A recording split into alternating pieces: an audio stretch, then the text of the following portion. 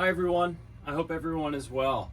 So this is actually going to be a mini lesson that is sort of an introduction to a new download course that will be available to purchase on my website probably by the end of this weekend, which is the subject of rhythm, rhythmic literacy, and rhythm used in use of improvisation. So this is going to be for people of all instruments, all genres, not drum specific. Of course, I'll play examples here. And I'm going to kind of talk about the way I view rhythm, how I've had to learn how to develop my own understanding with rhythm. And so this is going to be sort of a primer for that, okay? One sort of introduction about how I'm doing this is I think people who watch my stuff see that I use a lot of language and I can be kind of sort of analytic in my approach. That's my style and it works for me. My natural disposition is to be pretty nutty. And there's this really great book called The Neurobiology of We by Dan Siegel, who's one of the really great pioneers of research on brain integration. So I'm very much like a right-brained person, non-linear, creative. And I really always, for a long time, I struggled with the artist-teaching dichotomy for reasons that are personal to me, but I'll just leave it there. And now I've actually integrated the two in a way that feels really good, and I can see myself as an artist that I respect and as an educator that I respect. So if you resonate with that, here's some tips for that. So the left side is linear and analytic, and the whole point is, whether you define yourself right or left brain, the whole point in our experience, and I think that sort of our job as a human, is to put all the different parts of ourselves together. So for me, language and systems help me really get to the core of something. And again, I found out I have ADHD, and it's a way for me to focus on a particular way. And what it does, though, is it's a craft that aids my creative side. So my creative side is aided by my language, and my language can also stimulate my creative side. So I just say that. So one thing, let's get into the rhythm aspect. So the way I think about rhythm is ideally the way that I would hope, and I observe harmonicists seeing harmony. So if you see Herbie Hancock, or you saw Brad Mehldau, or you saw Keith Jarrett, and you could sit them down and you said to them,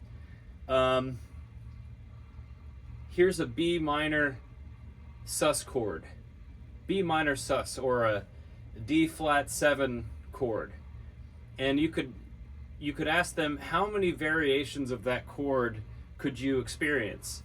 With musicians such as those, you'd probably see thousands and thousands and thousands and thousands of iterations of ways of interpreting that simple chord, not just from the chord, but also how it's organized and how it leads to different chords.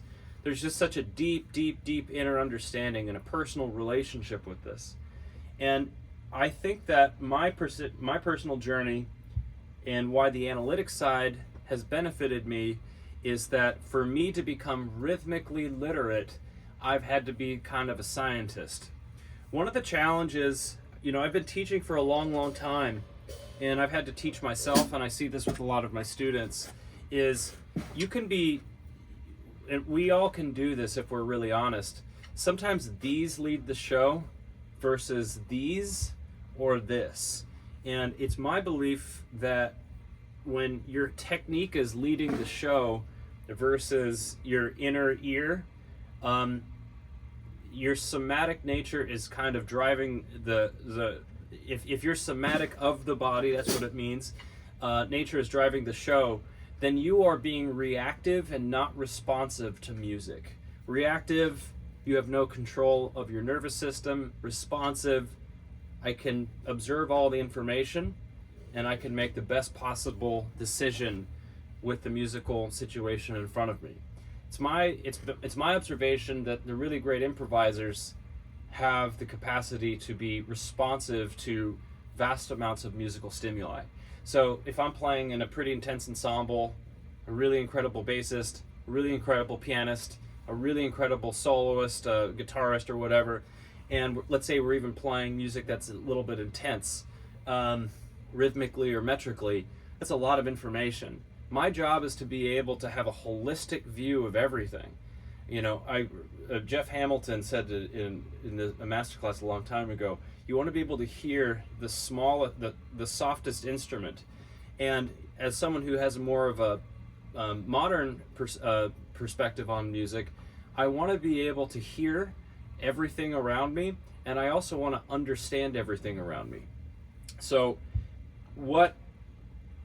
in my view, rhythm, if we're dealing with form, rhythm, I should be able to decipher a rhythm. If we're dealing with form which has a set tempo, I should be able to hear a particular rhythm within 2 notes. So if we're in if we're in time and we're in form and I hear 2 notes, I should be able to detect for most rhythms what that is, like that. And if I can't recall that rhythmic information that quick, there's an issue there. So in the series that will be released, I'm going to go really, really deep onto all of these. This is just an introduction. But one thing I want you to think about is, well, let's just look at 2 subdivisions. Let's just look at 16th notes and triplets. Okay, let's just, for this demonstration, deal with those 2 subdivisions. This is kind of a weird analogy, but it's totally, I use this all the time. So in classical music, there's a term called species counterpoint.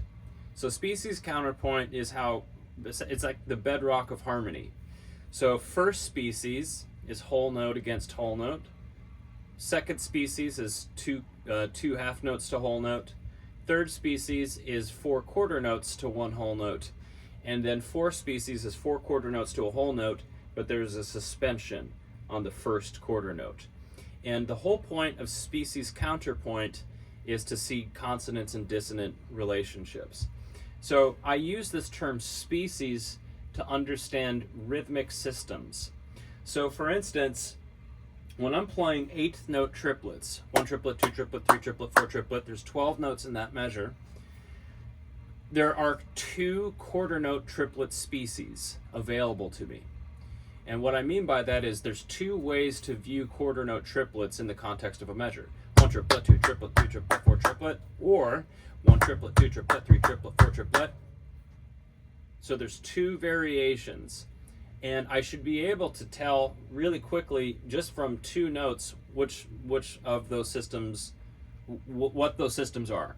With half note triplets, there are 4 species.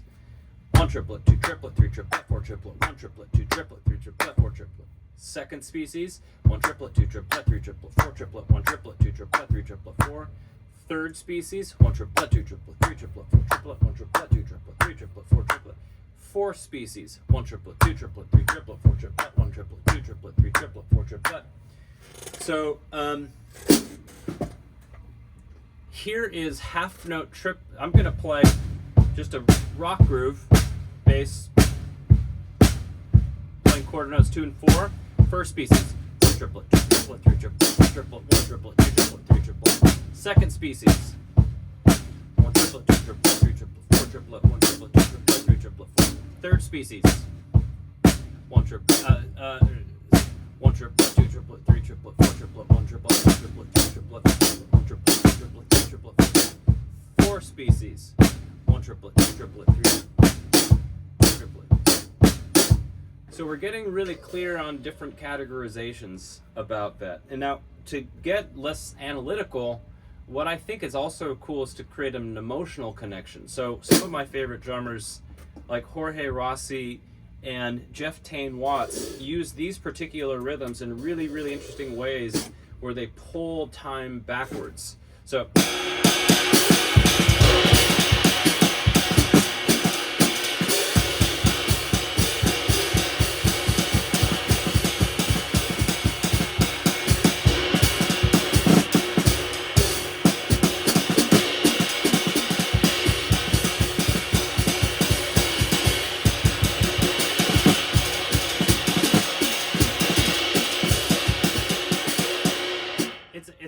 device in which I can sort of I can kind of slow time backwards. So if you listen to, like, there's a really great, and Brad Meldau does this a lot. Da ba da ba da ba da da da ba da ba da da da ba. Those are quarter note triplets. I think they're grouped in 5, but he's super literate with this language. So it's kind of a derivation of this half note triplet language. It creates, as I'm moving super fast, the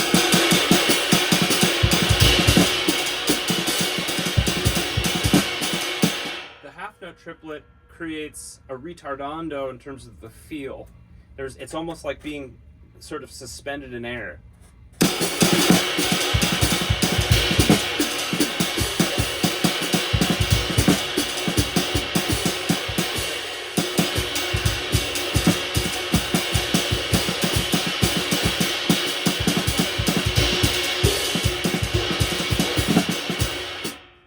Very well there. But basically, you can sort of see that there's a function to this that is more than just rhythmic.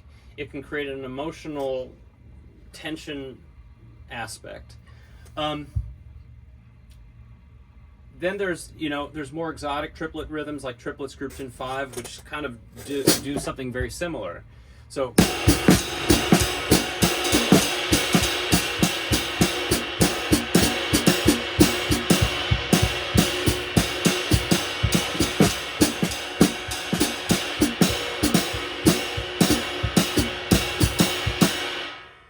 So those are just some brief examples of triplets used in creative ways using specific language.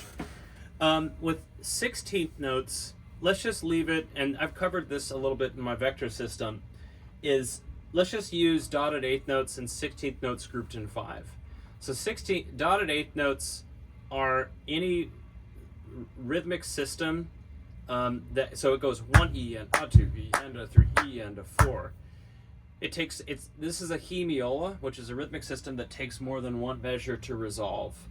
It takes 3 measures. And it's subtractive because as the rhythm is moving forward, 1 E and a 2 E and a 3 E and a 4 E and a, the rhythmic pattern actually concaves in itself.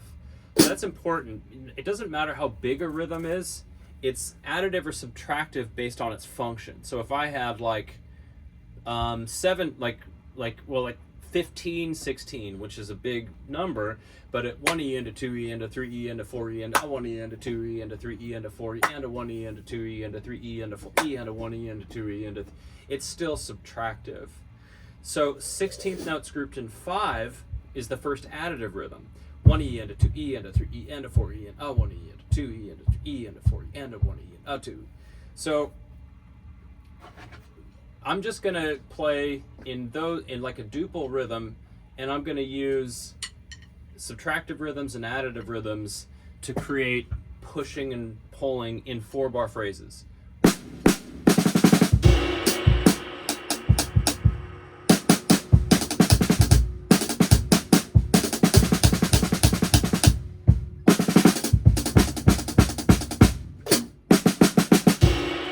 Now 5s.